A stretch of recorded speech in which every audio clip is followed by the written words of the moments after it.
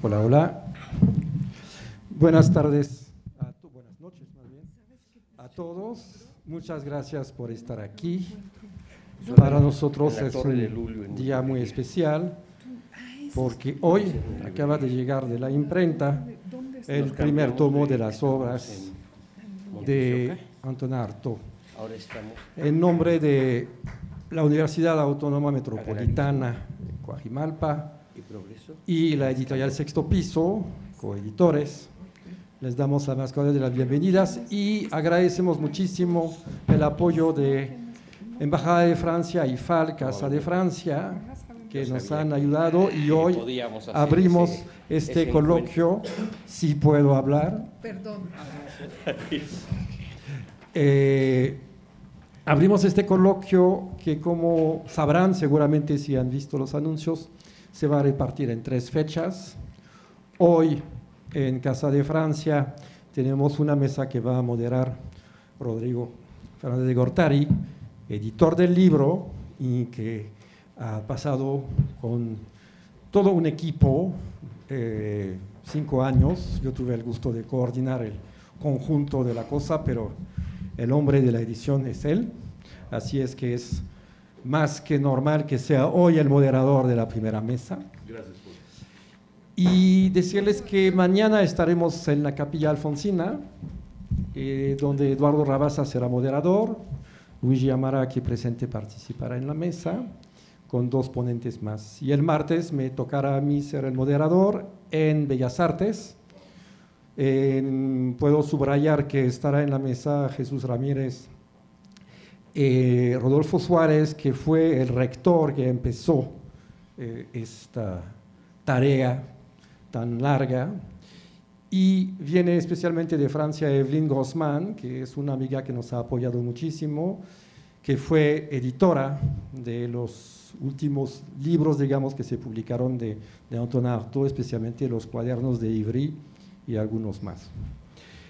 También ella, ensayista y biógrafa de Artaud. Así es que será un gran gusto recibirla y tenerla con nosotros para escucharla.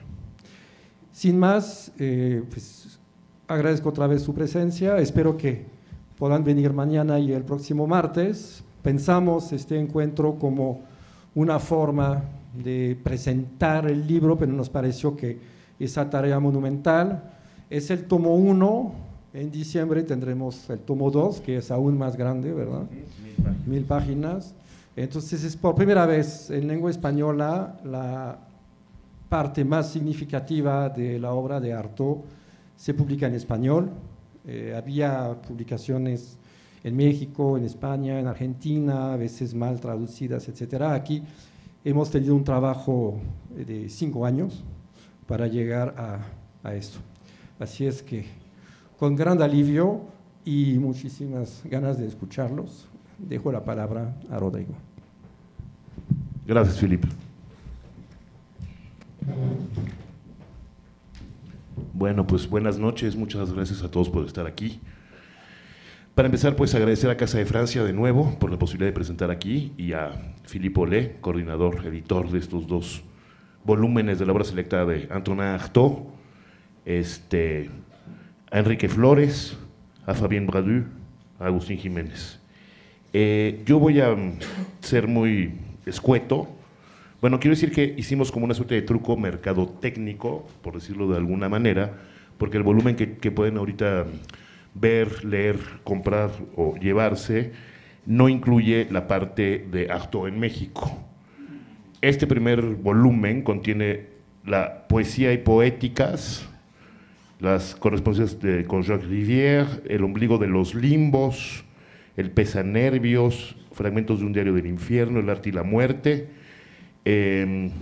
Todo esto con un prólogo de Eduardo Milán.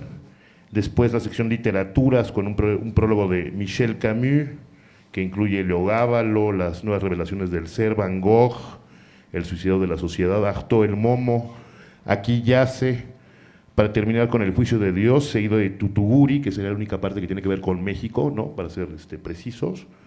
Y después tenemos teatralidades con un texto de introducción de Xenia Llévenes, que incluye el teatro y su doble, Dos Notas, el teatro de Serafín, los Sonsi, o los Sensi, o los Chenchi, que tradujo Fabien Bradu, aquí presente. Y se me hace que traduje más cosas. ahorita revisamos si quieres, sí, pero ahí están los créditos, no te preocupes. Damos la ficha completa. Micrófono, micrófono, Fabián. ¿Perdón?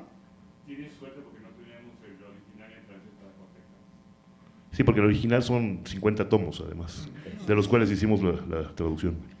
Bueno, y también incluye la sección de cinematografías, que tiene un prólogo que se llama... Sí, y Fabien tradujo el prólogo, que se llama Antonin Artaud, y el cine, que escribió Carole Arouet. Bueno, hasta ahí me quedo. Presento rápidamente aquí a los especialistas de Artaud en México, en orden de, digamos, de intervención. Enrique Flores, que por cierto impartió un curso en línea durante la pandemia, ¿no? 2, sí. Yo tuve el gusto de estar por ahí en las cámaras, escondido en la pandemia, ¿no? Ahí, bueno, en fin. Enrique Flores es doctor en Letras Hispánicas por el Colegio de México, investigador del Instituto de Investigaciones Filológicas de la UNAM, miembro del Sistema Nacional de Investigadores, nivel 3. Ha ocupado la Cátedra México y la Cátedra América Latina en la Universidad de Toulouse II, Jean Jaurès. Coordina la serie de libros virtuales Adugo Viri Etnopoéticas en el Laboratorio Nacional de Materiales Orales. Ha publicado La imagen desollada, una lectura del segundo sueño, Los tigres del miedo, Periquillo emblemático, El fin de la conquista, Triunfos contra bandoleros, romances de Patricio López, cacique zapoteco, Triunfos con PH. Del siglo XVIII. Claro. ¿Pueden tomar sus micrófonos? Gracias. Cantares de bandidos, Rimas malandras, Archivo mapuche, Magonistas, Huachillaje entre demonios, Sor Juana chamana, Cantos chamánicos Selknam, Etnobarroco, Rituales de alucinación, Teatrum Quimicum, Ayahuasca, Conjuro, Alegoría, El oído chamánico, Gesto, ritmo y trance, Papeles de Tebanillo González, Inquisición y locura a fines del siglo XVIII, Herzog en la Amazonia, Eisen Jazz chamán, Crueldad y conquista, Etnocrípticas, Poéticas intempestivas, y La N de palo, Crímenes inmemoriales. También es traductor, y entre sus traducciones se encuentra Nierica, Cantos de visión de la contramontaña de Serge Pey, El oído chamánico, Gesto, ritmo y trance de Patrick Quillier, Escritos inspirados, Esquizografías de Jacques Lacan, La pulsión anarquista de Nathalie Salzman, Fragmentos de una antropología del ritmo de Henri Mechonic y Lo intempestivo aún de Eduardo Viveiros de Castro. Muchas gracias, Enrique. Bueno,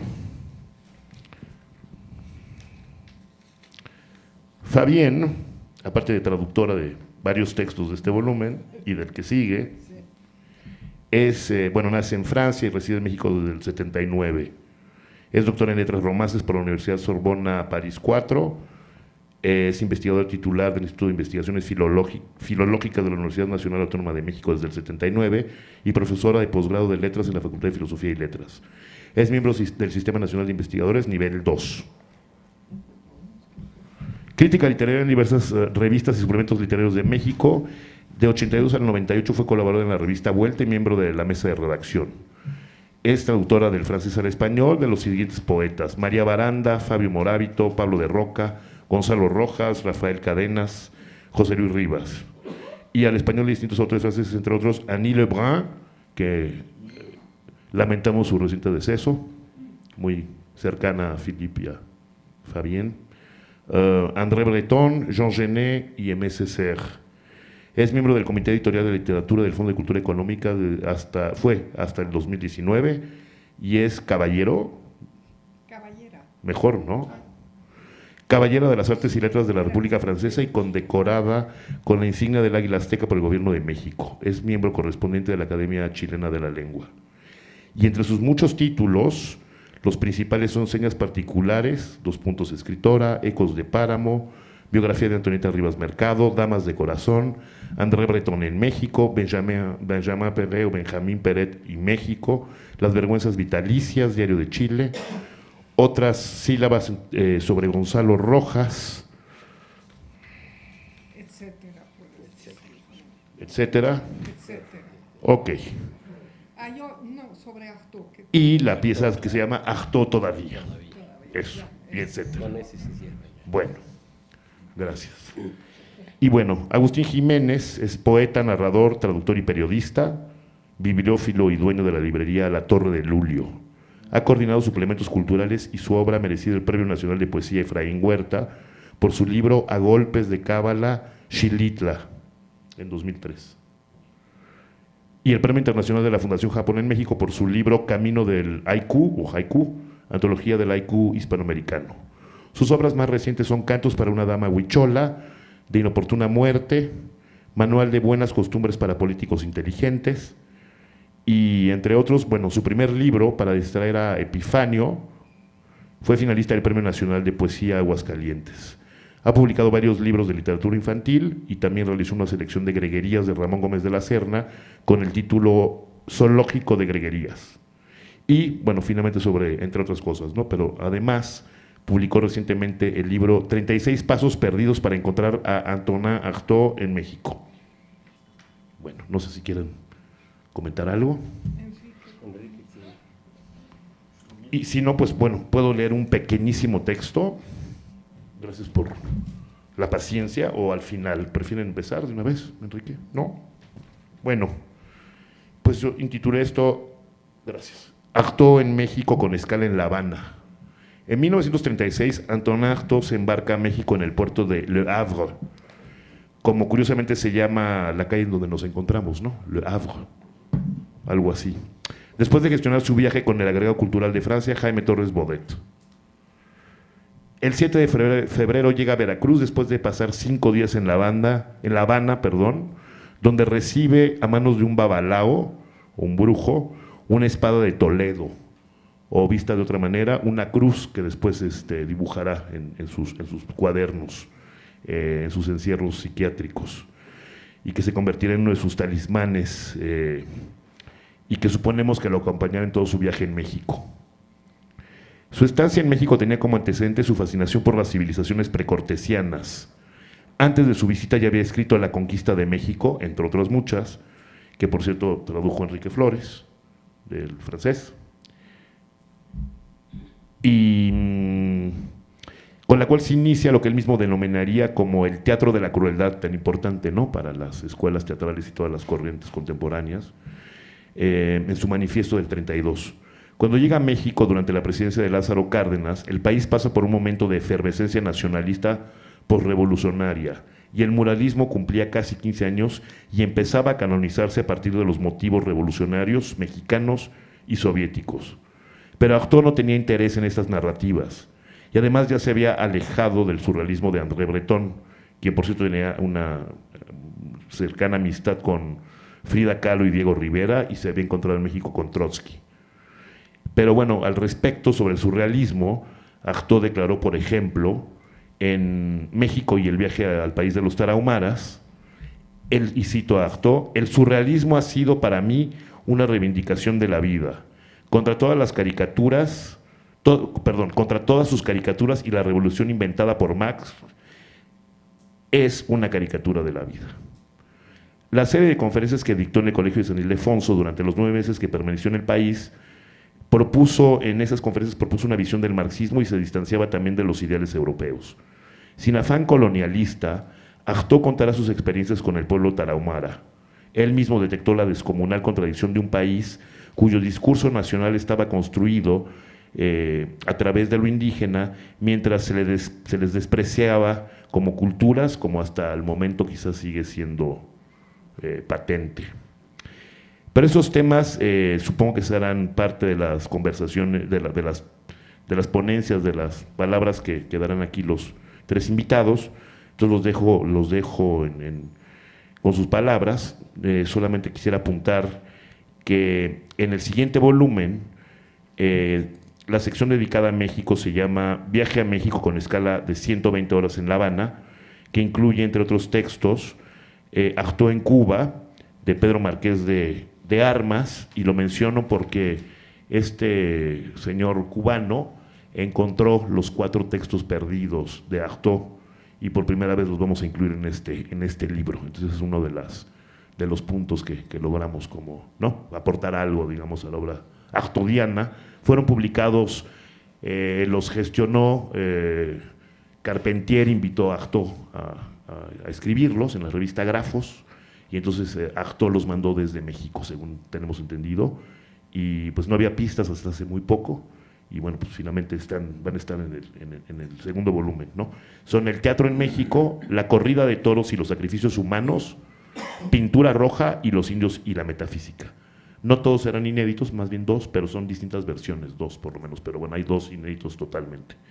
Y bueno, también tendrá un prólogo de Philippe Olé, la parte de México, que se llama Artaud una vez más, y bueno, incluirá pues lo que ya se conoce de Artaud, que no voy a leer todo, pero es sobre México, que es del 32, que es lo que escribió antes de venir a México, que son básicamente México y la civilización, la eterna traición de los blancos, la conquista de México y el despertar del pájaro trueno. También incluye los mensajes revolucionarios, las conferencias, Viaje a la tierra de los Tarahumaras, suplemento al Viaje a la tierra de los Tarahumaras, y las cartas que están como un poco desperdigadas y las juntamos, también las tradujo Fabien, son las cartas a Jean Paulhan, a Barrault, a Gorostiza y a Parisot. Unas escritas, la primera en París, las demás en México. La que le escribe a Gorostiza le escribe desde Chihuahua. Y bueno, finalmente cerramos ese volumen, que ya no es tema del momento, pero con los cuadernos psiquiátricos, que tampoco son inéditos en español, muchas partes. Son los cuadernos de París, los cuadernos de Rodez, los cuadernos de Ivry, y además algunos otros inéditos como Secuaces y Supliciaciones, que es un texto muy difícil, uno de los últimos. Y bueno, el último inédito que creo que puedo mencionar nada más como editor es uno de los últimos textos que escribió Néstor Braunstein, un psicoanalista lacaniano que se dio la muerte hace un par de años en Barcelona, que se intitula Antonin Artaud y el psicoanálisis y los psicoanalistas, donde Braunstein describe y revela el encuentro que tuvo Artaud con Lacan, o viceversa, y lo que opinaría años después en sus seminarios. Entonces, bueno, pues yo quiero dedicarle la presentación a Néstor, que pues se fue de viaje antes que nosotros, como dicen. Listo, muchas gracias. Enrique. Muchas gracias por la invitación a estar acá. Buenas noches. A Philippe, a Fabien, que me invitó también. A Rodrigo, felicitaciones por este proyecto, por este libro ya realizado, porque realmente se ve buenísimo, ¿no? Yo no soy un especialista en Artaud, sino más bien alguien desde muy joven, muy influido, inspirado en todo mi trabajo por él de maneras muy diferentes, ¿no? Sí, ya se oye, ¿verdad? Yo tengo un texto demasiado largo, así que lo que voy a hacer es comenzar a leerlo. Ahí me avisan cuando le corte y yo resumo más o menos las partes finales que tienen que ver con, no la herencia, la continuidad de Artaud, las formas en que puede tener, o ha tenido y puede tener una continuidad según mi punto de vista y en mi propio trabajo, ¿no? Entonces, como dije, pues comienzo y ahí me avisas, ¿no? Claro. Cuando ya, digo, no es grave, ¿no? La interrupción. Artaud llega a México en ruptura radical con el surrealismo. Alega haber participado en el movimiento surrealista de 1924 a 1926 y haberlo acompañado en su violencia, dice. Su espíritu blasfematorio y sacrílego, el del surrealismo, su grito orgánico y su revuelta contra la coerción del padre le parecen reivindicables a Artaud, aunque afirma que la revuelta ha naufragado en el inconsciente. Condena su adhesión al marxismo y al Partido Comunista.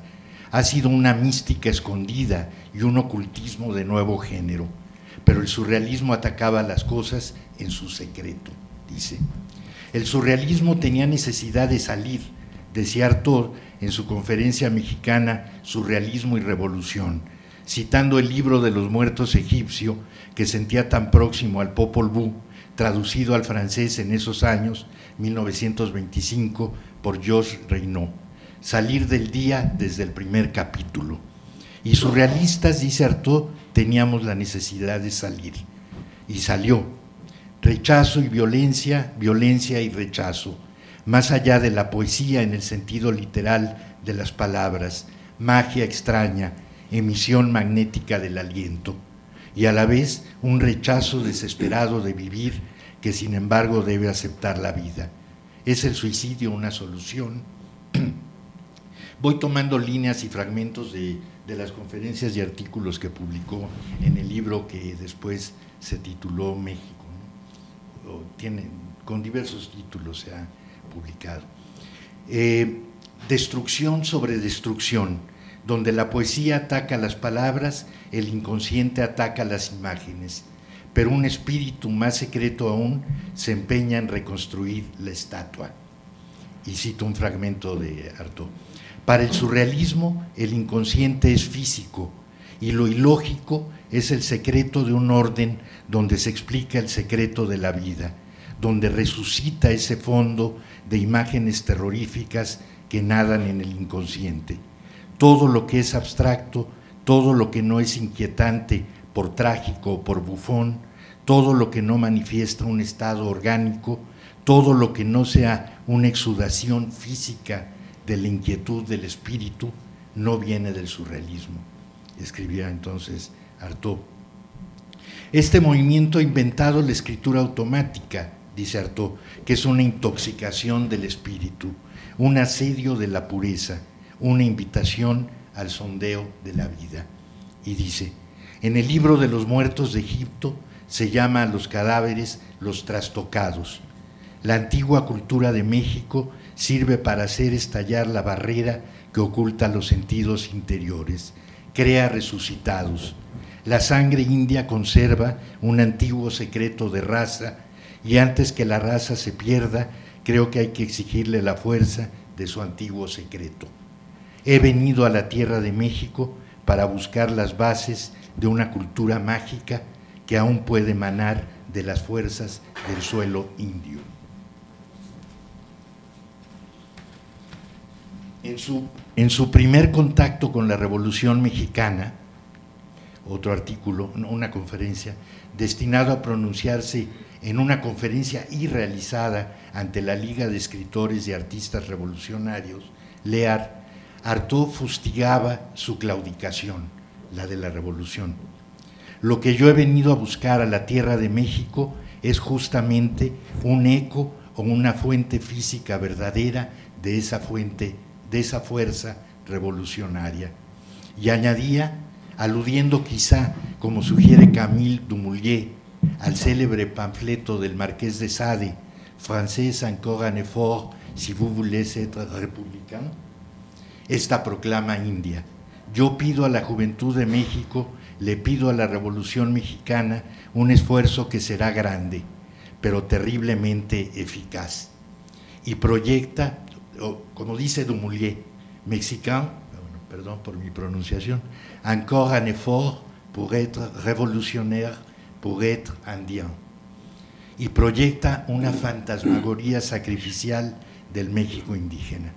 Dice Artaud, existe en Europa una inmensa fantasmagoría, una especie de alucinación colectiva con respecto a la Revolución Mexicana. Poco falta para que se vea a los actuales mexicanos revestidos con los trajes de sus ancestros, haciendo realmente sacrificios al sol sobre las escaleras de la pirámide de Teotihuacán. Se oye hablar de grandes reconstrucciones teatrales en esa pirámide. Esta fantasía circula en los medios intelectuales más avanzados de París. En una palabra, se cree que la Revolución de México es una revolución del alma indígena, una revolución para reconquistar el alma indígena tal como existía antes de Cortés. Ahora bien, dice Artaud, no me parece que la juventud revolucionaria de México se cuide mucho del alma indígena. Su propio deseo fantasmagórico se proyecta y apenas se disfraza en su decepción. la frustración de que no hayan sido restaurados esos sacrificios. Podemos imaginar la reacción de los burócratas de la revolución o de los revolucionarios al escuchar las palabras de Artaud, que hoy resuenan de manera muy distinta. Y podemos imaginar la ofensa que producirían en los castos oídos de nuestros intelectuales liberales, que lo acusarían flagrantemente de fundamentalismo indígena. Pero puede decirse, y así lo afirmé hace algunos años, que Artaud vino a México para ser sacrificado, una dimensión escenificada en la danza del peyote o en el rito del peyote entre los tarahumaras, para hablar solamente del viaje al país de los tarahumaras, pero que se reorganiza en el rito solar de la aniquilación, un teatro de la crueldad o un adentrarse en la enfermedad como en un viaje, dice Artaud en esos textos. Fue un domingo por la mañana que el viejo jefe indio me abrió la conciencia de una cuchillada entre el vaso y el corazón. Era un descenso para volver a salir al día.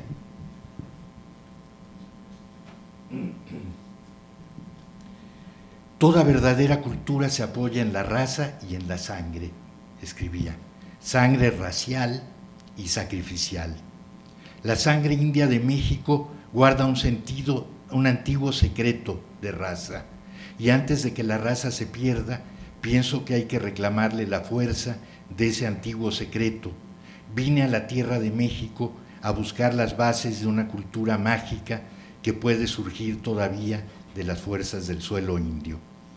Y es en el espacio teatral donde esas fuerzas a las que alude Artaud encarnarán los acontecimientos.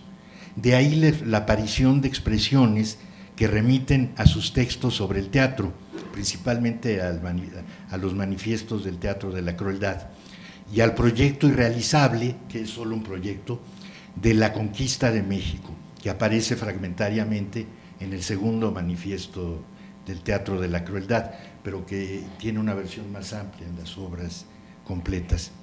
La conquête du Mexique. Y vean, el tipo de... él lo definió como el primer porque aparece al final, como decía yo, del segundo manifiesto, como primer espectáculo del teatro de la crueldad. Eso iba a ser la conquête du Mexique. Palabras tales como estas: gritos, vibración armónica de las pasiones, grito de la enfermedad, estertor, epidemia, grito del pestífero, ruidos, temblores de tierra, armonías de ruido, ruido del acontecimiento, ritmo de estertores, temblor de las epidemias, ruido de plantas y enfermedades, modulaciones del sollozo.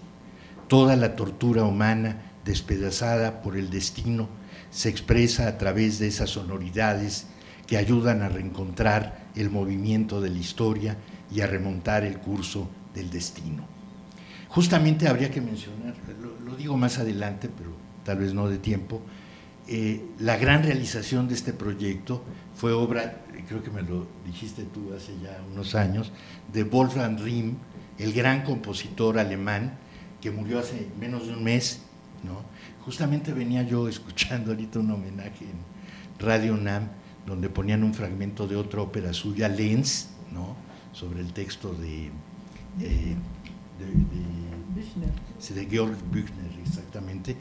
Pero bueno, él hizo una ópera de la conquista de México que es realmente admirable, una obra notable. Yo estoy escribiendo ahora un libro sobre todas las ramificaciones de ese proyecto de Artaud, y la ópera incluye poemas de Octavio Paz, por ejemplo, también poemas náhuatl, y también otro texto que traduje, pero veo que está incluido también, de El Teatro de Serafín, que tiene una teoría extrañísima, genial texto sobre lo masculino, lo femenino, lo neutro, que toma mucho Wolfgang Rihm para su propia versión. En fin, si me da tiempo al final hablaré un poco más de esa adaptación y de ese proyecto, ¿no? Pero quería recordar aquí a Rihm, ¿no? Que por cierto no fue la única obra que hizo sobre Artaud, por lo menos tiene otra muy importante, un poema bailado o danzado que se llama Tutuguri, ¿no? Más extenso aún, me parece. En fin, la idea del sacrificio es central, y según Artaud, De todos los esoterismos que existen, el esoterismo mexicano es el último que se apoya en la sangre. Y es un ignorante el que pretende que hay varias culturas en México. Su peculiar visión, ¿no? Sea maya, tolteca, azteca o chichimeca, zapoteca, totonaca, tarasca u otomí. Toda verdadera cultura, afirma, se apoya en la raza y en la sangre. Notable el uso del concepto de raza, ¿no? La sangre india de México guarda un antiguo secreto de raza, y antes de que la raza se pierda, pienso que hay que reclamarle la fuerza de ese antiguo secreto. Una idea que hay que decirlo, inseparable del esoterismo decimonónico y de su continuidad en la teosofía y en la antroposofía del siglo XX, que aunan al Génesis oculto y al Zohar, también a los misterios de Medio Oriente, y aquí en México al Chilam Balam y al Popol Vuh. Este tipo de ideas son las que inspiraron su viaje a México, ¿no? Incluso yo publiqué hace años un texto que se llama El rito ¿cómo se llama? El sacrificio del toro en Orogachic, ¿no? Que es el rito de los reyes de la Atlántida, ¿no? Que proviene de toda una teoría teosófica sobre la Atlántida, precisamente, ¿no? Y él recuerda el texto platónico al estar contemplando el sacrificio de ese toro en la Sierra Tarahumara. Una cosa alucinante y genial, ¿no? Al mismo tiempo. En fin, teatro, sacrificio, esoterismo se comunican, se transfieren. ¿Quién no ve, dice, que todos esos esoterismos son lo mismo y quieren decir la misma cosa? Indican una misma idea geométrica, numeral, orgánica, armoniosa, oculta, que reconcilia al hombre con la naturaleza y con la vida. Nada más lejano, dirían algunos, del surrealismo y del manifiesto surrealista, pero las transformaciones, las ramificaciones o las aberraciones esotéricas o subterráneas del surrealismo conducen invariablemente a esa resustanciación. Artaud reivindica el principio de una cultura orgánica, una cultura basada en el espíritu en relación con los órganos, y una idea tal de la cultura significa por fuerza hablar de una cultura en el espacio, un renacimiento de la vida inseparable de la destrucción y la muerte, el sacrificio. La cultura es un movimiento del espíritu que va del vacío hacia las formas y de las formas vuelve al vacío, hacia el vacío como la muerte. Hay que quemar las formas para ganar la vida. Hay que aprender a mantenerse erguido en el movimiento incesante de formas que se destruyen sucesivamente, poéticamente o teatralmente, ¿no? Porque el teatro es un lugar de transformación en el sentido artodiano y un lugar también de una cultura en el espacio, ¿no? Los antiguos mexicanos, dice Artaud, no conocían otra actitud que ese ir y venir de la muerte a la vida, y el teatro es el lugar privilegiado de la acción de esas fuerzas, el lugar del sacrificio. El teatro es un arte del espacio que crece por los 4 puntos del espacio y que se arriesga a tocar la vida, el latir de la vida. Es como una cruz de 6 brazos, cuya oculta geometría viene de una idea mágica proyectada en los códices precolombinos, espacio ritual de otra escritura invisible y cruel que invoca la ceremonia del sacrificio. Aquí hago una cita larga de Artaud, pero que tiene que ver con la lectura, la visión de esos códices que ilumina su propia contemplación de los rituales y sacrificios en la Sierra Tarahumara y su idea de la cultura india de México, ¿no? Para hacer la cruz, dice, el antiguo mexicano se pone en el centro de una especie de vacío y la cruz crece a su alrededor. No es una cruz para cifrar el espacio, como piensan los sabios de hoy en día. Es una cruz para revelar cómo entra la vida en el espacio, cómo reencontrar desde afuera en el espacio el fondo de la vida. Siempre el vacío, el punto en torno del cual se espesa la materia. La cruz de México indica el renacimiento de la vida. He mirado largamente a los dioses de México en los códices y me pareció que esos dioses eran sobre todo dioses en el espacio y que la mitología de los códices ocultaba una ciencia del espacio con sus dioses como agujeros de sombras, y en sus sombras retumba la vida. Ideas realmente notables para tomar en cuenta, ¿no? Más allá de lo delirante que parezcan otras ideas, su visión de los códices, de esa forma de escritura, ¿no? Dioses y ciencia del espacio, códices, glifos, inscripciones, claves de una revolución situada en las antiguas relaciones anímicas del hombre y la naturaleza, o en las fuerzas que asocian al organismo del hombre con el organismo de la naturaleza, como sucede en el Popol Vuh, según Artaud. Pero aquí hablamos de un Popol Vuh esotérico, alquímico y pitagórico, que dice que el hombre es un catalizador del universo y que sus fuerzas morales vibran de acuerdo con las fuerzas del cosmos. Y al mismo tiempo, la imagen de la cruz desplegada en el espacio nos devuelve al teatro de la crueldad y a una performance ritual y poética. Dice Artaud, la cruz de Palenque contiene justamente la imagen de esta doble acción. Hay allí inscrita en la piedra la representación jeroglífica de una energía única que va del hombre al animal y a las plantas, a través de la cruz del espacio, es decir, a través de los 4 puntos cardinales. Un poco más voy a leer.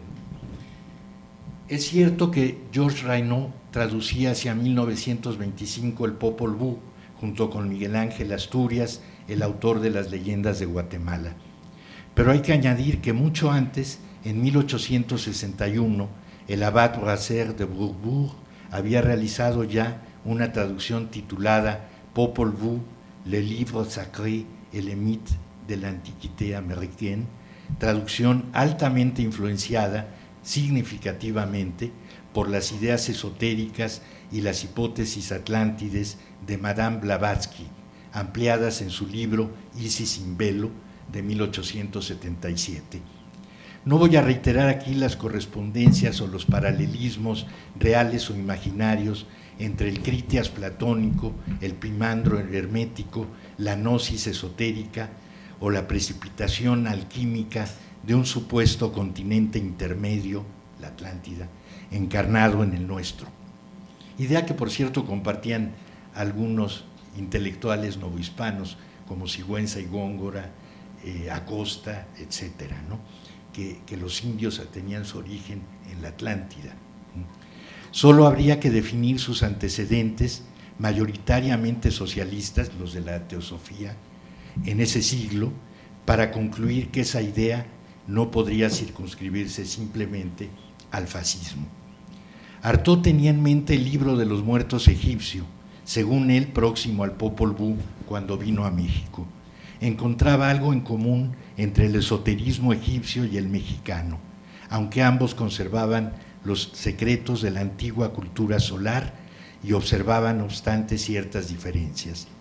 En el libro de los muertos egipcio, dice, se llama a los cadáveres los trastocados. La antigua cultura de México servía para hacer estallar la barrera que oculta los sentidos interiores, crea resucitados. Como advierto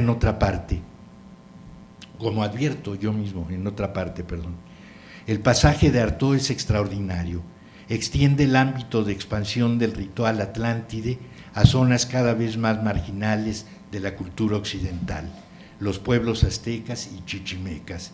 Establece una asociación directa entre el rito descrito por Platón y el sacrificio humano tal y como lo practicaban los aztecas, con un énfasis en la escena ritual, la piedra sacrificial, el ofrecimiento de la sangre. Y plantea, en fin, una hipótesis radical, que el rito sacrificial del toro es el modelo del sacrificio humano. El hombre sustituye al toro y el toro sustituye al sol. De los trastocados a los resucitados, transferencia de la cultura solar. Existe una tradición del libro de los muertos, el libro de los muertos egipcio, el libro tibetano de los muertos y el Popol Vuh como libro de los muertos.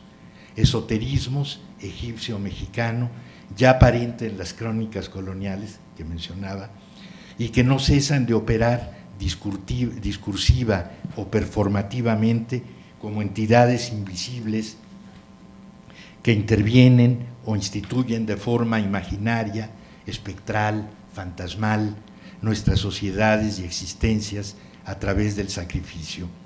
Y en su versión del Popol Vuh, Brasseur descubría, como Artaud, esas analogías esotéricas, coincidencias entre la mitología quiché, la tierra croniana de Plutarco y la Atlántida platónica, el imperio de los titanes y las figuras monstruosas de Zipagná o de Cabracán y los gigantes quinamés, las semejanzas entre Hércules y Quetzalcóatl, el sueño de Cronos y el códice Chimalpopoca, los viajes iniciáticos del extranjero de Plutarco y Botán, héroe mítico, las semejanzas entre el imperio Atlante y el imperio de Xibalbá, ambos desaparecidos misteriosamente como consecuencia de diluvios e inundaciones.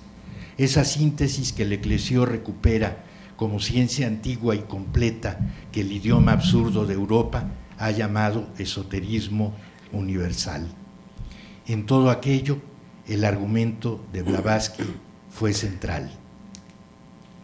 Blavatsky afirma, con esto termino, bueno, un breve comentario después, que los atlantes fueron los constructores de los templos y palacios mayas, que el fabuloso héroe Botán, identificado con Quetzalcóatl, el mago más eminente entre los antiguos mexicanos, visitó al rey Salomón, que lo llama sierpe navegante, y lo ayudó a levantar el templo de Jerusalén, negándose a dar indicios del derrotero que había seguido desde el misterioso continente.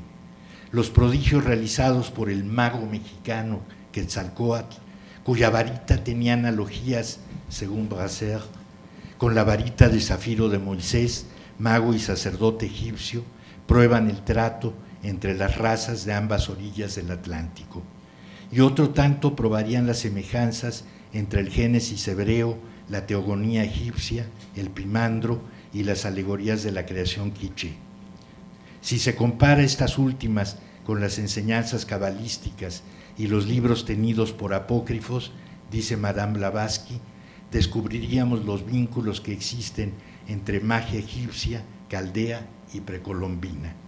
En realidad, el prototipo de los prodigios mágicos que operan los quichés no podría estar sino en los perdidos libros de Hermes, depósito esotérico y fuente de la heliolatría universal.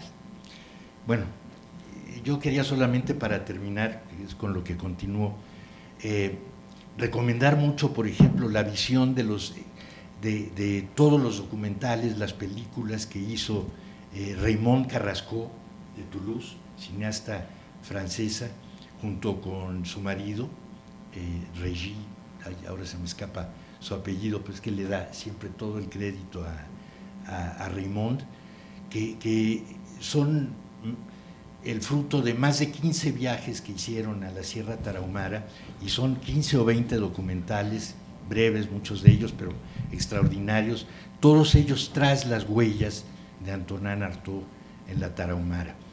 Pero también, como les decía, recomendarles la audición, la escucha de la ópera de Rin con las asociaciones que he mencionado, también los trabajos de Javier Telles, que realizó en esa misma continuidad de Artaud. Uno de ellos se llama La cueva de Artaud, que incluye una especie de adaptación también de la conquista de México, del proyecto artodiano de la conquista de México, solo que filmado en el Hospital Fray Bernardino, ¿no?, que es un hospital psiquiátrico. Entonces combina esos dos elementos artodianos, pero que también tiene otro documental muy interesante que se instaló en una de las exhibiciones que se realizó hace unos años en el Museo Tamayo. La segunda de ellas, la primera no la vi, creo que fue la de la cueva de Artaud, la primera. La segunda tiene que ver con Para terminar con el juicio de Dios, es una lectura radiofónica de Para terminar con el juicio de Dios en una población tarahumara, y bueno, es extraordinario ver aquello, porque es ver cómo la vida cotidiana tarahumara, porque se filma a las personas escuchando el radio, pero haciendo tareas de todos los días, es simultánea, ¿no? Hay una sincronía con la escucha de los textos de Tutuguri o para terminar con el juicio de Dios, que nos parecen tan impresionantes, ¿no? Hay esa conexión profunda con una mitología, ¿no?, cotidiana. En fin, me interesan estas continuidades y yo quería señalar también cómo hay el trabajo de Artaud puede tener por lo menos otras vertientes que yo mismo he seguido de continuidad, ya como un método de investigación y de trabajo también, y no solamente en el teatro, sino digamos en la investigación literaria, ¿no? Uno de ellos es el de los teatros de la crueldad, ¿no? Hay un libro de Camille Dumouriez que citaba aquí hace un rato, que se llama Teatros de la Crueldad, en francés es el libro, que es una serie de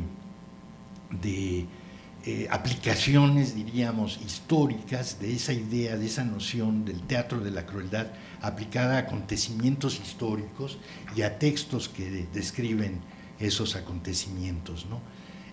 Incluyendo uno del siglo XVI, un texto que se llama El Teatro de la Crueldad, un texto sobre las guerras religiosas en Francia. En fin, yo hice un trabajo parecido a ese, aplicándolo a la brevísima relación de la destrucción de las Indias de Fray Bartolomé de las Casas, que es un texto absolutamente extraordinario en su concepción de la crueldad, ¿no? De la crueldad como un método sistemático. Me recuerda mucho un texto de Roland Barthes, sobre el Marqués de Sade, que se llama El Árbol del Crimen, que después incluyó en Sade, Loyola, Fourier, y que nos habla de esa sistematicidad de la agresión, que así es como entiende las conquistas Fray Bartolomé de las Casas, ¿no? En un texto absolutamente extraordinario desde el punto de vista estrictamente literario y escénico, diría yo. Entonces, eso va por un lado. Pero también Artaud es una inspiración, ¿no?, para lo que yo he llamado, bueno, lo que se llamó en algún momento y se sigue llamando etnopoéticas, o sea, para la investigación de las poéticas rituales como tal. Es una inspiración, ¿no? Inspiración que tiene que ver también con otros textos de Artaud, como el del teatro de Bali, ¿no? El espectáculo teatral carnavalesco que él pudo ver en París y que inspiró muchísimo también sus ideas del teatro.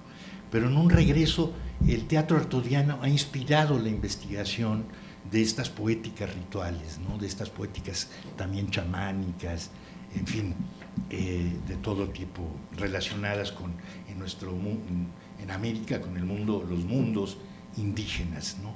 Es más, ahí, cuando Jerome Rothenberg, el poeta norteamericano, también recientemente fallecido, inventa esta noción de las etnopoéticas, uno de los principales autores que pone como antecedente, como inspirador de ese trabajo, es Antonin Artaud.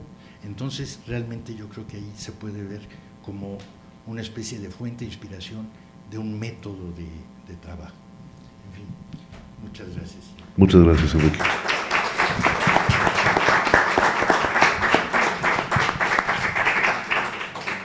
Sigo con el mismo micrófono, ¿verdad? Sí.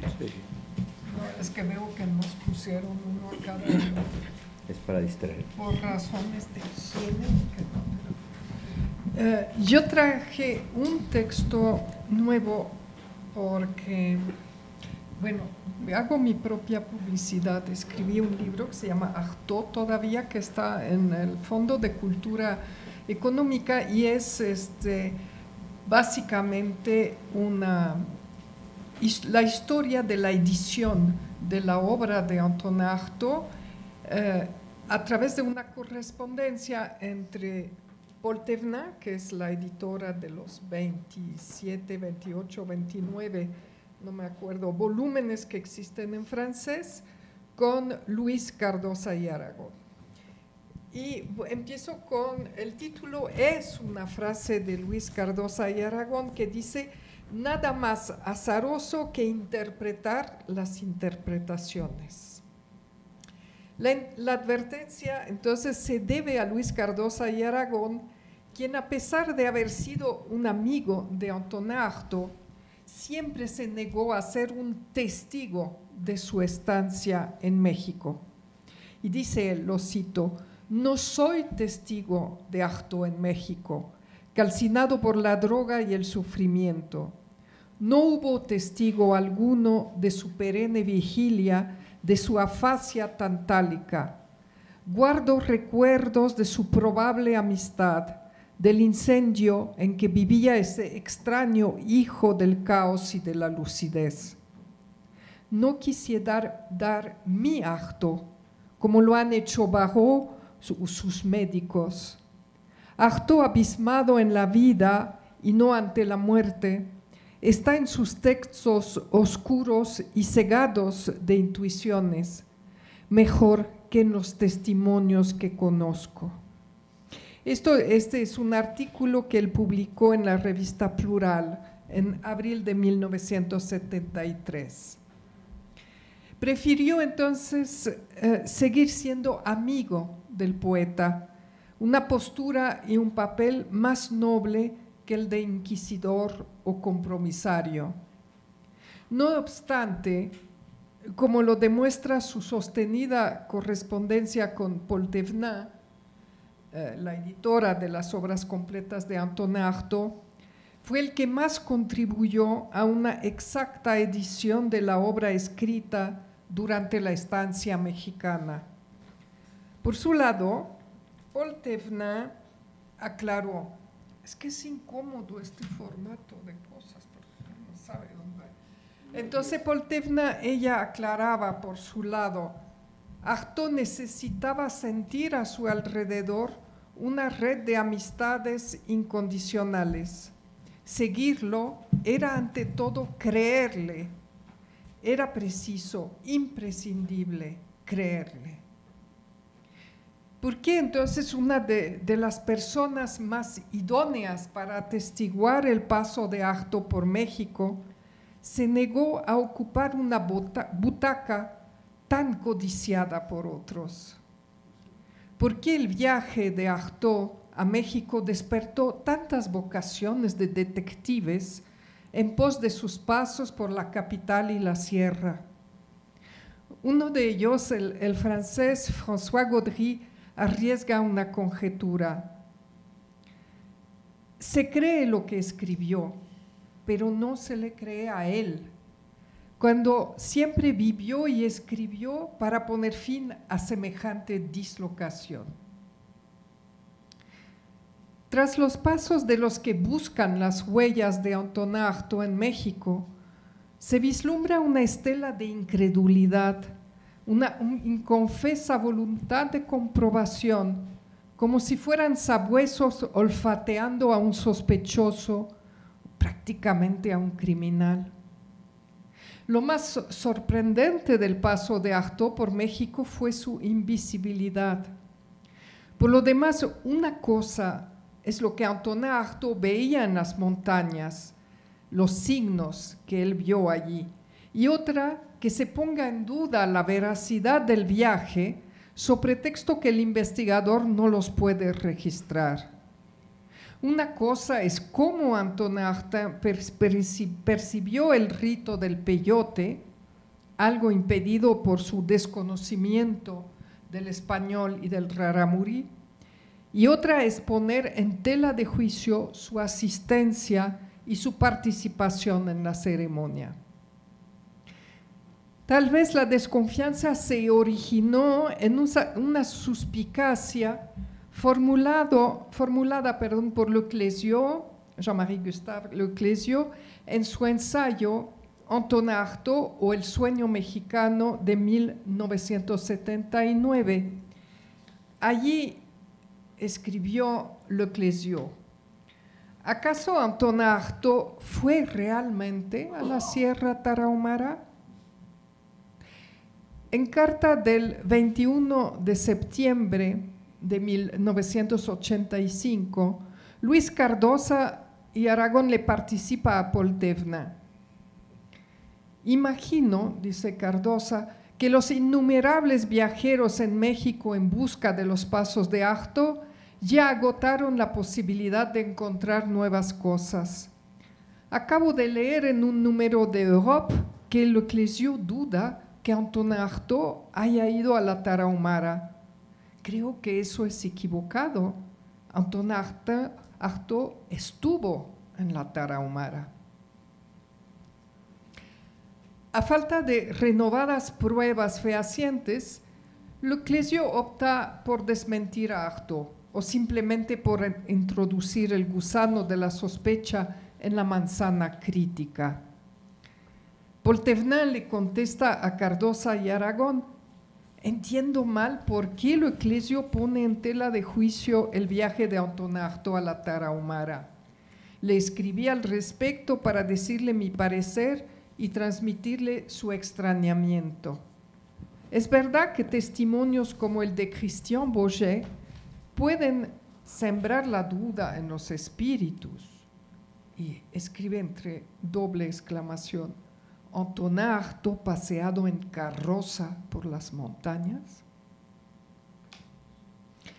Yo desconozco el testimonio de Christian Boget, pero quizás sea de la misma calaña que el de Michel Onfray, quien en un libro que se llama La pensée qui prend feu en Artaud le Tarahumara, relata cómo él, o sea, Onfray, recorrió la sierra en un jeep todoterreno después de sobrevolar Teotihuacán en un globo aerostático.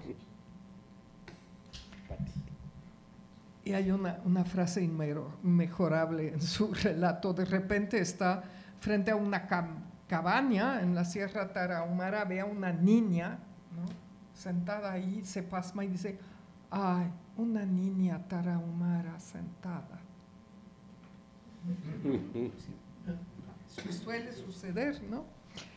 Bueno, Michel Onfray pertenece a esa estofa de testigos que, al igual que Jean-François Seyss, este joven que es algo exaltado porque tiene una fuerte tendencia a tomarse por Antonin Artaud, dice de él Poltevna, tienden a opacar al personaje poniéndose por delante del reflector cuando no llanamente debajo de él. Si todo el mundo quiere ser Artaud en la vida, Ojalá. ojalá, pero no somos Artaud, ese es el problema. En fin, hubo otros y habrá otros más que pretenden así comprender mejor que nadie a Artaud y explicarlo a quienes nos detenemos respetuosamente en el umbral del misterio y de la oscuridad. El ejercicio de traducción al que nos sometió Philippe Aulet-Laprune fue, además de una tarea sumamente espinosa, una lección de humildad frente al pensamiento de Antonin Artaud. Recuerdo haber trasladado al español los textos de Rodez con absoluto desconcierto por no entender lo que Artaud quería expresar. Y cómo traducir el delirio, alerta y sagaz, como lo califica Cardosa, de Artaud, a pesar de o con la necesidad de comprensión racional que requiere un traductor para restituir el sentido. Un poco más adelante en el ensayo ya mencionado, Leclésio rectifica la sospecha y dice: si no se puede dudar de que Artaud haya ido verdaderamente a la Tarahumara, tuvo que ir solo, o más exactamente sin ayuda oficial. Las dificultades fueron grandes. En efecto, lo corrobora Cardosa y Aragón al calificar el viaje de casi inconcebible, que comprueba una extraordinaria voluntad. François Gaudry arriesga una explicación que se antoja convincente, Dice, al dudar de la realidad de este viaje, no solamente leemos mal los textos, sino que reinventamos a un acto más conforme a nuestro imaginario. Nosotros somos los que no damos el ancho frente a él y buscamos confortarnos atribuyendo lo que dice a lo imaginario, esa inagotable caja negra de la historia de la literatura.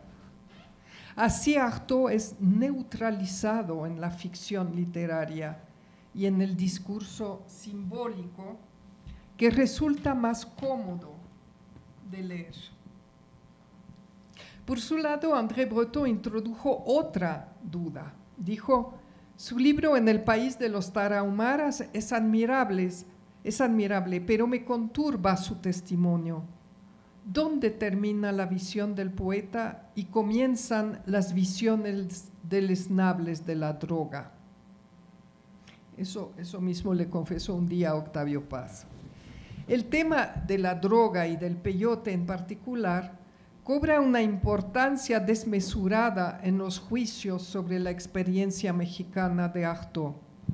El crítico Michel Camus precisa al respecto.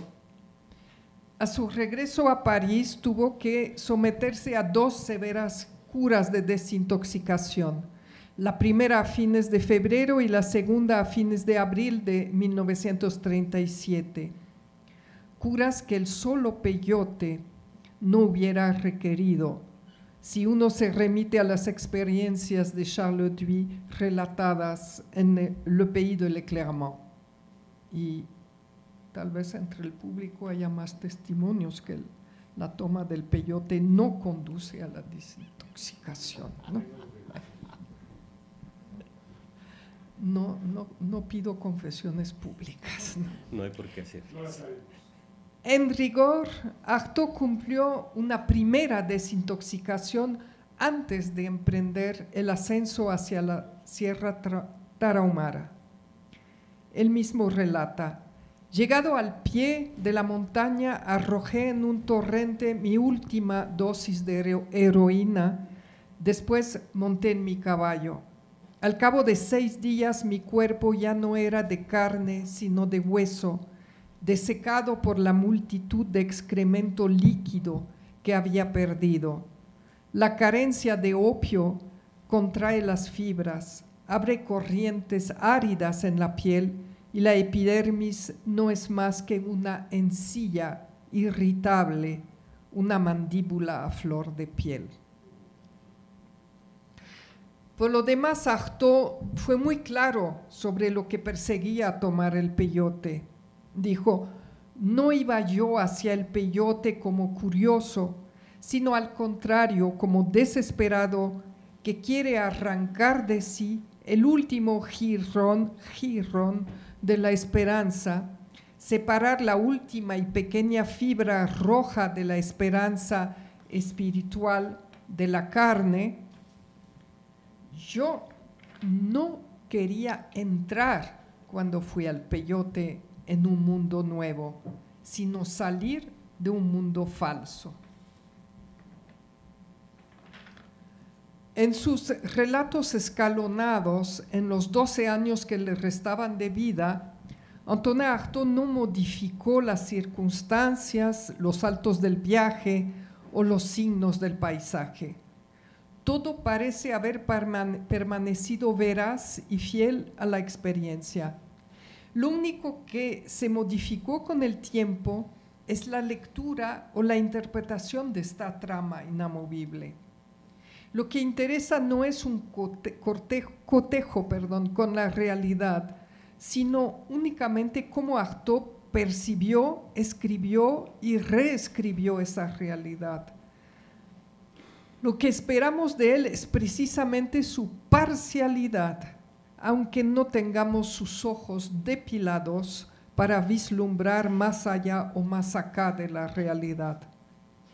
Es cierto que en ocasiones nuestra falta de visión nos hace confundir el exceso de visión de Antonin Artaud con visiones que en plural lastran inmediatamente una carga condenatoria. Pero, ¿y qué si nosotros fuéramos los verdaderos impedidos? Si tuviera que decidir de la importancia del viaje de México para Antonin Artaud, tal vez sería conveniente recordar sus propias palabras. Tomé peyote en México, dice, en la montaña, y dispuse de un paquete que me hizo permanecer 2 o 3 días entre los tarahumaras. Pensé entonces, en aquel momento, que estaba viviendo los 3 días más felices de mi existencia. Luis Cardosa y Aragón añade con su acostumbrada sagacidad: lo cierto es que no se quedó a vivir entre los tarahumaras. ¿Por qué se hubiera quedado? En parte alguna había sitio para él. Podría hablarse de cima con C, y de cisma a propósito del episodio mexicano en la vida y la obra de Antonin Artaud, porque una misma experiencia originó un cielo y un infierno, creó una ortodoxia y su heterodoxia. ¿A quién creerle entonces? ¿Al Antonin Artaud iluminado por Tutuguri y supiciado por ser el crucificado de Jerusalén? No puedo sino contestar a los dos, no tanto con el afán de hacer un mal juego de palabras acerca de Antonin Artaud y su doble, sino por la pérdida de sí que padeció hasta su muerte, y porque un ser separado de sí está condenado a ser dos, a ver y a verse con el mismo exceso que fue el signo de Antonin Artaud. Muchas gracias.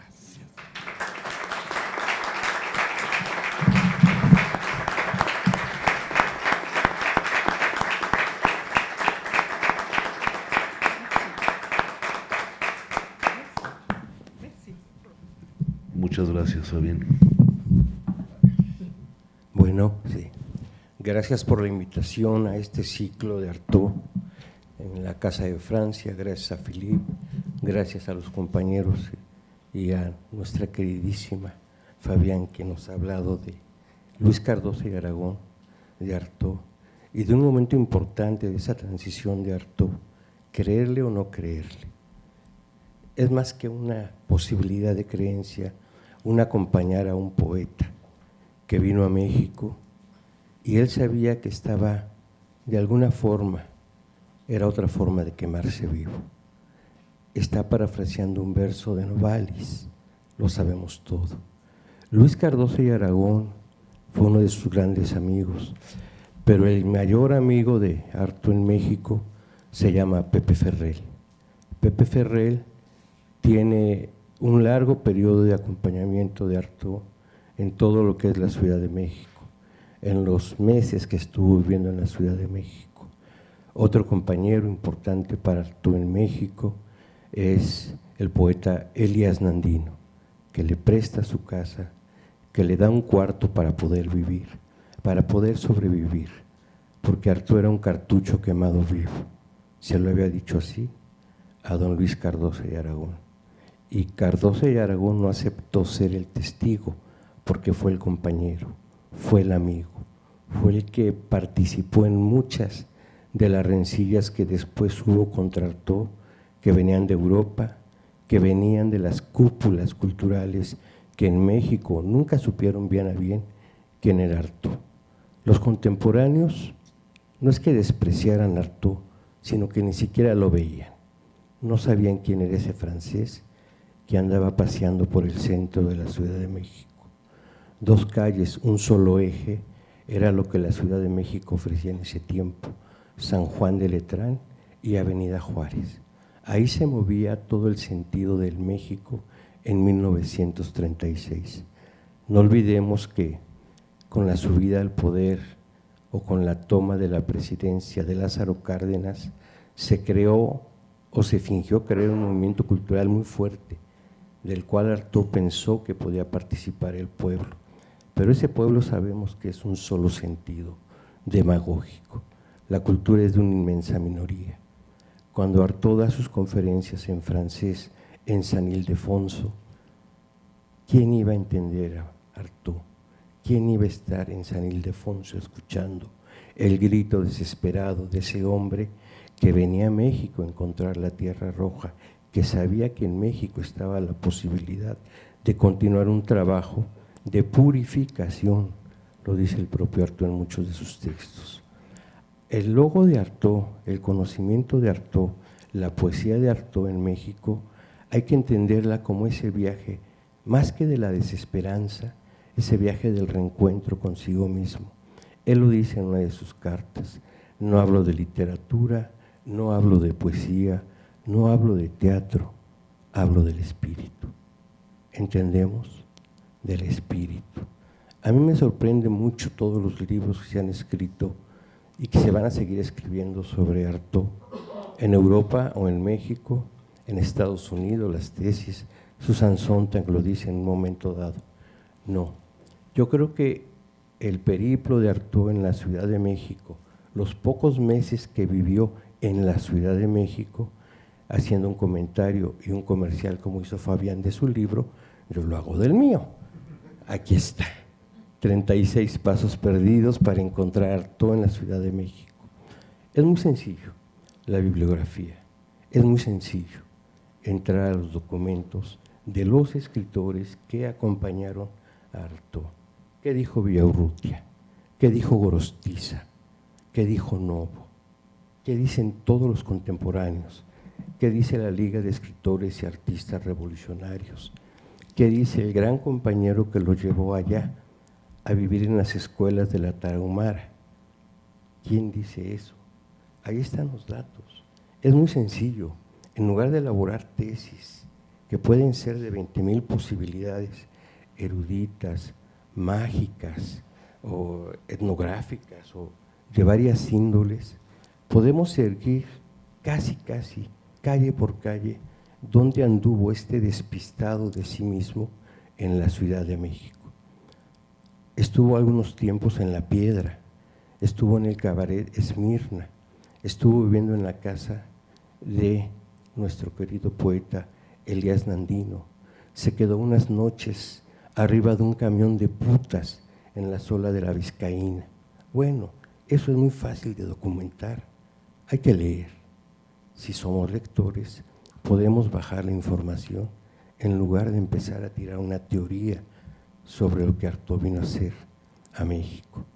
Son dos momentos: la estancia de Artaud en la Ciudad de México y el famoso viaje a la Tarahumara, que por supuesto es una experiencia vital de Artaud en su obra. Y sí, como lo dice Fabián, como lo dijo Artaud, son los 3 días más importantes de su vida, el momento de mayor felicidad de su propia experiencia espiritual. Y regresamos al sentido espiritual, porque el viaje de Artaud en México era un viaje espiritual, cultural, por supuesto. Imaginemos a Artaud que se va a dar una clase de teatro guiñol allá fuera de Tlalpan, donde los niños a duras penas entendían el castellano o la Castilla. Artaud da una clase en francés, de la cual no se conserva ningún documento, pero sí José Muñoz Cota, que es el que lo llevó en todas las escuelas y le permitió estar, porque Muñoz Cota era parte del sindicato de maestros, que le pudo facilitar la estancia a Artaud en la escuela en Chihuahua, en la escuela cercana a la zona del Tutuguri o en la Tarahumara, a las escuelas y a todas las posibilidades del peso que Artaud necesitaba para poder vivir en México, ya que no encontró ningún patrocinio de sus contemporáneos franceses. Nunca encontró un dinero para poder vivir en la Ciudad de México, nunca encontró un dinero para poder vivir en México medianamente con posibilidades tranquilas. Escribía periodismo en las mesas del Café París, los traducía Luis Cardoso y Aragón, o los traducían Andino, o los traducían Abuela Pluma, para que se fueran al Nacional de inmediato, para poder tener un peso Es terrible la desesperación de Artaud en su diario cuando está esperando que los periódicos mexicanos digan que ha llegado el gran Artaud a México. Pasa un día, pasan 2 días, pasan varios días y nadie da noticia de Artaud. Artaud no le importaba a nadie en México. Es una inmensa minoría quien sabían quién era este poeta. Un segundo.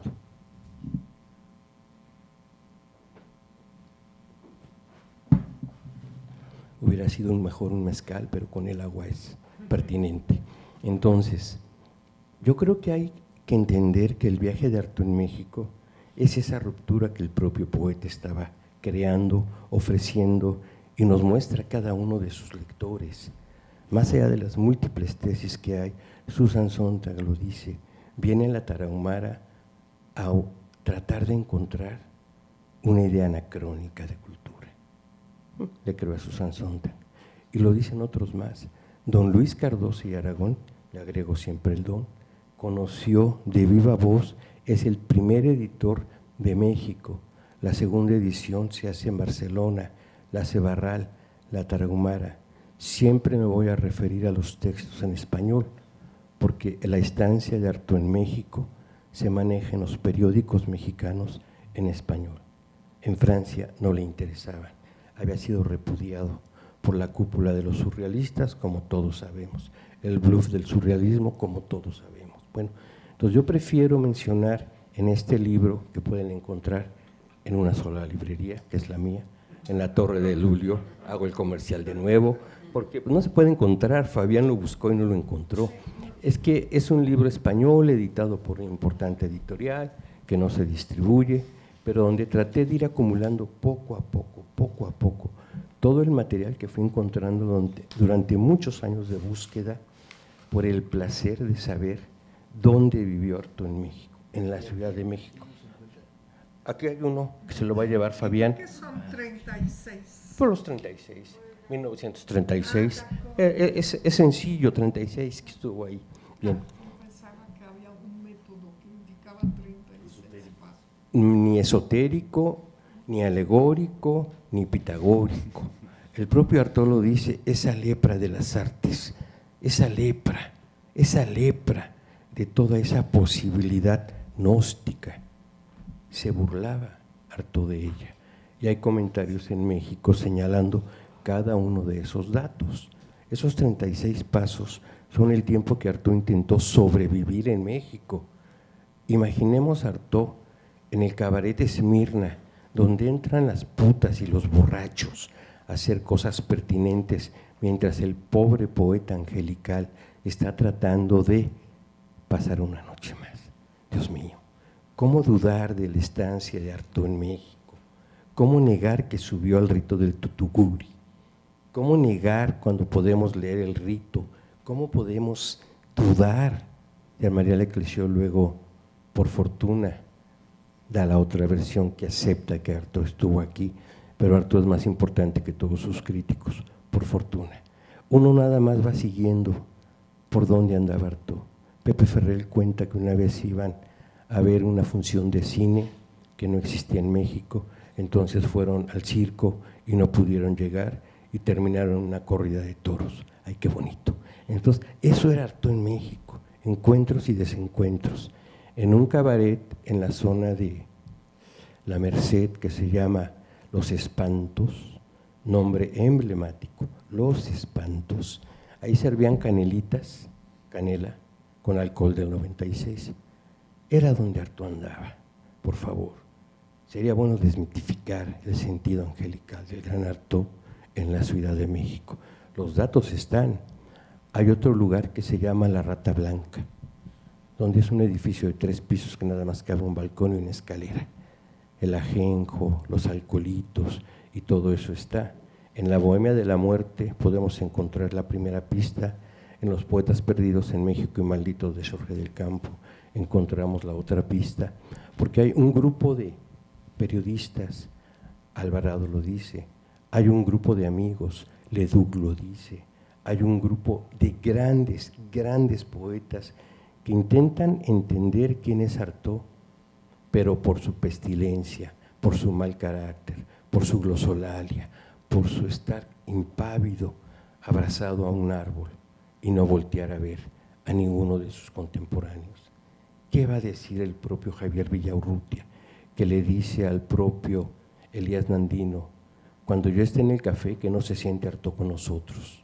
Y Artaud le dice, ese miserable que no sabe nada de francés, que quiere copiar el estilo francés cuando Francia ya mató al surrealismo.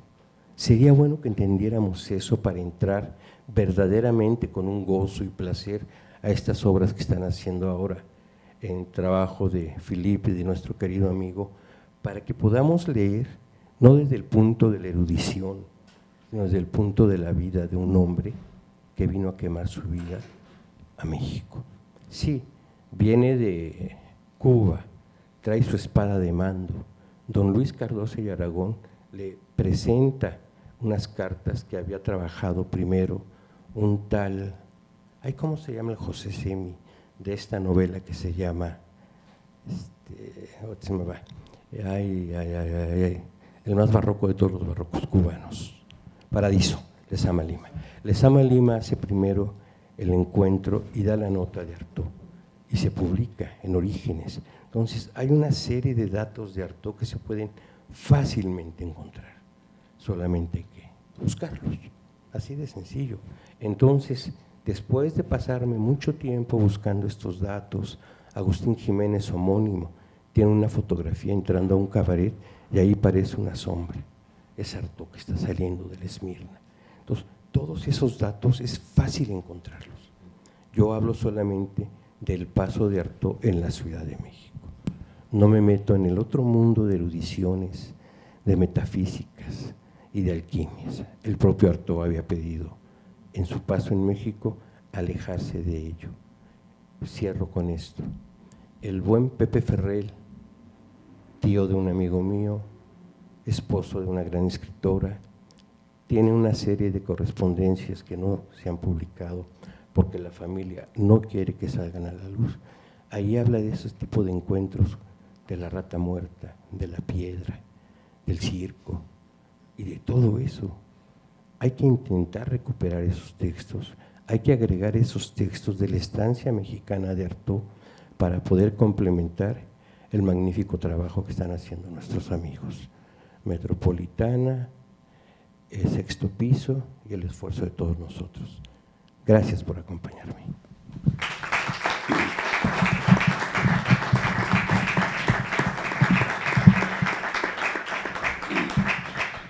Bueno, pues muchísimas gracias a los tres.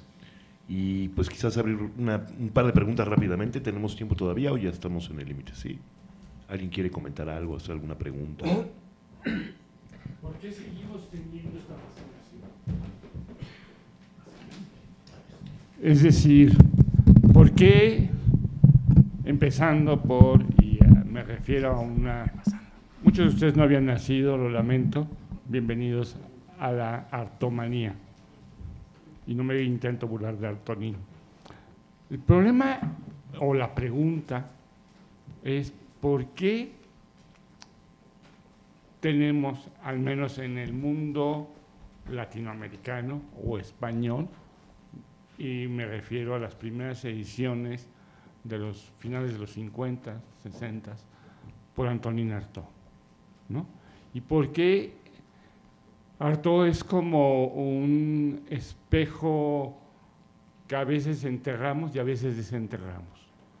¿Y por qué seguimos fascinadas, fascinados, fascinades por esta figura? ¿Qué es? Y lo pregunto a los jóvenes, porque muchos de ustedes vienen atrapados por un anzuelo que ha sabido vender la mesa. Digo, las tres ponencias son maravillosas, ¿no? Pero el problema es ¿por qué tenemos… No me contestan, ustedes son allá atrás. ¿Por qué tenemos esa fascinación, por lo menos en mi caso, desde 1970 hasta la fecha, estamos hablando de muchos años, por el poeta, por el dramaturgo, por el visionario, por el hombre que va a sobrevivir electroshocks en la cura de algo que Francia o el psicoanálisis o la psiquiatría pensó que le podía curar? No había que curar nada, no es necesario, pero lo pensaron. Entonces, ¿por qué seguimos con esta fascinación?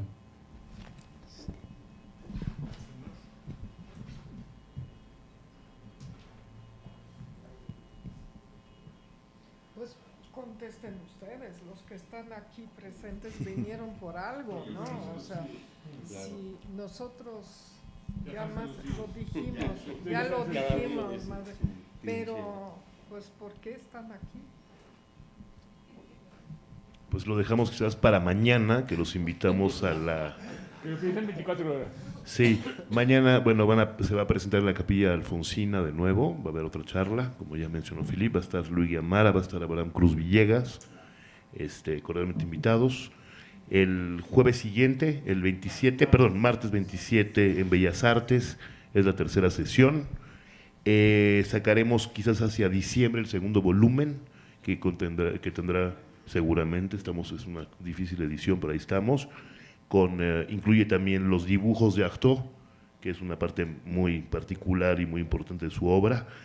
Algunos inéditos, como ya mencioné, como Suppos et Suppliciations, que se llama en español Secuaces y Supliciaciones, hablando de los sacrificios de Artaud, que por cierto hay un disco de John Zorn, un músico neoyorquino, digamos, muy interesante, que hizo una pieza sobre esto. Bueno, y hay una pieza de Spinetta también, ¿no?, de Serú Girán, de Artaud, por cierto, para complementar lo que dijo Enrique, ¿no?, respecto a ciertos compositores y otras derivas de la obra de Artaud, ¿no?, que no tienen que ver ni con el cine ni la escritura. Bueno, pero pues si nadie quiere decir nada más, pues les agradezco mucho a todos. Yo tengo una pregunta sistemática para François y para Enrique. ¿Dónde van a publicar esos textos? Fabien, perdón, y Enrique, ¿dónde piensan publicar esos textos maravillosos? Esto no, nada más, bueno, en mi caso era para hoy, o sea, yo hago mis tareas. Yo publiqué un libro que se llama Artaud todavía y que expliqué, es la correspondencia entre Cardosa y Aragón y Poltevna. Bueno, y para cerrar el proyecto vamos también a presentar un sitio web donde van a estar muchas piezas abiertas de manera gratuita, porque es un esfuerzo también de la UAM Coajimalpa, impulsado por Rodolfo Suárez Molnar, a quien agradecemos muchísimo, el rector en su momento, hace 5 años. Entonces, bueno, pues cerramos vamos a cerrar con esa página donde habrá materiales abiertos de todo esto para quien no quiera comprar los libros también. Gracias.